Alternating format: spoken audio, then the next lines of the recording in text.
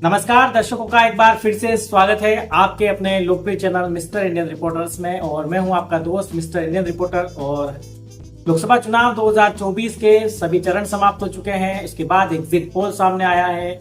देश भर में तमाम सारी मीडिया एजेंसी जो एग्जिट पोल सर्वे करती हैं उसके आंकड़ों के अनुसार देश में एक बार फिर से नरेंद्र मोदी की सरकार प्रचंड बहुमत से सत्ता में आने का इशारा कर रहे हैं। इसके साथ ही तमाम सारे एग्जिट पोल में राजस्थान को लेकर के भी सर्वे रिपोर्ट सामने आई है, एग्जिट पोल सामने आए हैं। तो सबसे बड़ा सवाल जो था वो यही था कि क्या राजस्थान में भी भारतीय जनता पार्टी तीसरी बार 25 की 25 लोकसभा सीटें जीत रही है या नहीं जीत रही है। पहले से अनुमान लगाया जा रहा था, सभी लोग बात कर रहे थे, सभी सर्वेयर बात कर रहे थे। देश के गृह मंत्री अमित शाह ने भी एक इंटरव्यू में कहा था कि राजस्थान में हम 1-2 सीटें लूज कर सकते हैं। तो एग्जिट पोल में भी सभी एग्जिट पोल में यही दिखाया गया है कि राजस्थान में 25 की 25 लोकसभा सीटें इस बार भारतीय जनता पार्टी नहीं जीतने जा रही है। उन्हें 3, 4, 5 सीटें कम मिल सकती हैं जहां पर कांग्रेस का खाता खुल सकता है। राजस्थान में कई सारे सर्वे और एग्जिट पोल में अन्य को भी 1 या 2 सीटें दी गई हैं। तो एक अन्य कौन सा है? क्या वो बाड़मेर से रविंद्र सिंह भाटी चुनाव जीत करके लोकसभा सदन पहुंच रहे हैं, वो अन्य है? या फिर डूंगरपुर बांसवाड़ा से राजकुमार रोत चुनाव जीत करके लोकसभा पहुंच रहे हैं, वो अन्य है? या फिर हनुमान बेनीवाल आरएलपी के नेता है, वो अन्य है? क्योंकि हनुमान बेनीवाल, राजकुमार रोत और रविंद्र सिंह भाटी 3 ही ऐसे कैंडिडेट हैं जो अन्य में गिने जा सकते हैं। क्योंकि सीकर की सीट पर सीपीआई के साथ कांग्रेस का गठबंधन था, वो इंडिया का कैंडिडेट है। तो जब ये सर्वे देखते हैं कि एनडीए यानी कि भाजपा का गठबंधन और इंडिया जो कि कांग्रेस का गठबंधन है, उसमें जो सीटों का डिफरेंस बताया जा रहा है, कांग्रेस को 4-5 सीटें इंडी गठबंधन को मिल रही है, तो उसमें सीकर की जो सीट है वो इंडी गठबंधन के साथ गई है। बांसवाड़ा डूंगरपुर में बाप पार्टी ने कांग्रेस के साथ गठबंधन नहीं किया है। कांग्रेस पार्टी ने सुपरफिशियली बाप को समर्थन जरूर दिया है, लेकिन वो इंडिया का अलायंस का हिस्सा नहीं है। तो इसलिए क्या अन्य में ये 3 जो सीटें हैं उनमें से कौन है जो लोकसभा के सदन में पहुंच रहा है, ये एक बड़ी देखने वाली बात होगी। इसके अलावा मैं आपको बताऊं कि लोकसभा के पूरे देश की अगर बात करें तो नरेंद्र मोदी की सरकार को बहुमत मिल रहा है, लेकिन राजस्थान में 5-6 सीटें, 4 सीटें, 3 सीटें कांग्रेस जीतने में कामयाब हो रही है। निर्दलीय क्या 1 से 2 चुनाव जीत करके वहां पहुंच रहे हैं? क्या राजकुमार रोत और रविंद्र सिंह भाटी दोनों चुनाव जीत जाएंगे? ये कल 4 जून को जब नतीजे आएंगे तो क्लियर होगा। राजस्थान में ऐसी क्या परिस्थिति है, क्या कौन कौन ऐसे चेहरे हैं जो अगर चुनाव जीते तो उनका केंद्रीय कैबिनेट में मंत्री पद में उनका चयन हो सकता है, किस प्रकार से उनकी लॉटरी लग सकती है, इसको लेकर के डिस्कस करने की कोशिश करेंगे।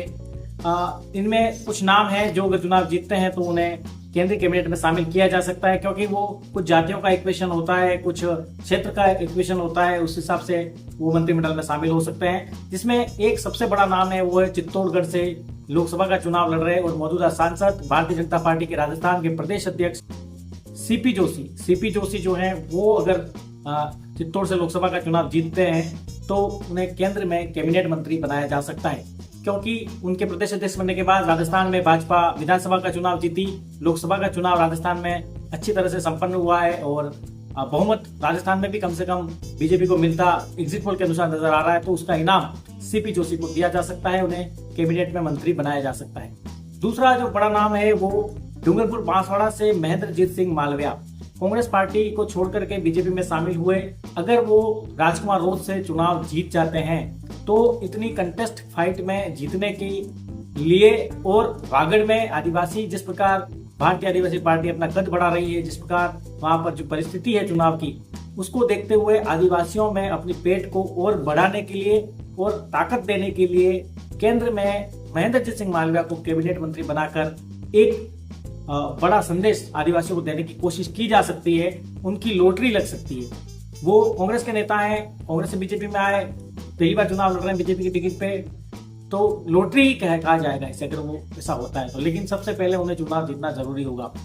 सुमेधानंद सरस्वती जो है वो अगर यहाँ से चुनाव जीत करके लोकसभा पहुंचते हैं तो उन्हें भी कैबिनेट में जगह दी जा सकती है। तीसरी बार लगातार वो चुनाव जीत करके पहुंचेंगे, सीनियर सांसद हो जाएंगे तो उन्हें केंद्रीय कैबिनेट में जगह मिल सकती है। इसके अलावा पूर्व सरकार में गजेंद्र सिंह शेखावत, कैलाश चौधरी मंत्री थे कोटा से, ओम बिरला लोकसभा के अध्यक्ष थे, लोकसभा स्पीकर थे। तो बड़े नाम जो राजस्थान से केंद्र की कैबिनेट में शामिल हो सकते हैं, ये बड़े नाम हैं। इसके अलावा जो इक्वेशन बन रहा है, रविंद्र सिंह भाटी और राजकुमार रोत की सीट पर लगभग सबकी नजरें रहेगी कि क्या राजस्थान के अंदर दो युवा चेहरे कोई ऐसा राजनीतिक चमत्कार उलटफेर करके लोकसभा का चुनाव जीत करके सदन में पहुंचेंगे। तो ये बड़ा आश्चर्य की बात होगी, बड़ा देखने वाली बात होगी। लोकतंत्र की बहुत गजब की तस्वीर वो होगी अगर दो युवा चेहरे अपनी बिना किसी बड़ी राजनीतिक बैकग्राउंड के लोकसभा का चुनाव कांग्रेस और भाजपा जैसी बड़ी पार्टियों के सामने जीत करके लोकसभा पहुंच जाएंगे। तो ये लोकतंत्र के लिए एक जबरदस्त, और युवाओं का जिस प्रकार लोकतंत्र में विश्वास बढ़ रहा है, जिस प्रकार वो आगे आ रहे हैं, जिस प्रकार युवा अपना नया नेतृत्व खुद तैयार कर रहे हैं राजस्थान में, ये एक बड़ा संदेश पूरे देश में दिया जा सकता है कि राजस्थान के सही देश भर का युवा अब परंपरागत राजनीति को छोड़कर अपना नेतृत्व खुद तैयार कर सकता है। बहरहाल डूंगरपुर बांसवाड़ा से अगर राजकुमार रोत चुनाव जीत करके लोकसभा के सदन में पहुंच जाते हैं तो भारतीय आदिवासी पार्टी के लिए एक बड़ा सफलता इसमें होगी। युवाओं का जो क्रेज है वो इसमें होगा, लेकिन राजनीतिक रूप से जो डूंगरपुर बांसवाड़ा को काम मिलना चाहिए लोकसभा के अनुसार, जिस प्रकार से उनका भागीदारी वहां पर सत्ता में अगर बीजेपी जीतती तो होती, उसके लेकर थोड़ा डैमेज जरूर होगा। लेकिन वो अपने जो बेसिक मुद्दे हैं, जो बात है, जो आरक्षण का, संविधान का, 5वीं अनुसूची, भील प्रदेश जैसी कुछ मांगों के साथ जो भारतीय आदिवासी पार्टी बनी है, उसको लेकर के लोकसभा के सदन में वो आवाज उठा सकते हैं, बात कर सकते हैं। लेकिन कितना उसका इम्पैक्ट होगा, क्या प्रचंड बहुमत से आ रही सरकारें के सामने उनकी अकेले सांसद की आवाज कितनी बुलंद हो पाएगी, क्या होगा, ये आने वाले समय में कई सारे ऐसे यक्ष सवाल हैं। किस प्रकार से अपनी परफॉर्मेंस वो लोकसभा में कर पाएंगे। विधानसभा में पहली बार जब वो जीत करके पहुंचे तो परिस्थितियां कुछ अलग थी, सरकार के पास पूर्ण बहुमत नहीं था, उनका समर्थन की उनकी आवश्यकता थी, तो कई सारे काम वो कर पाए।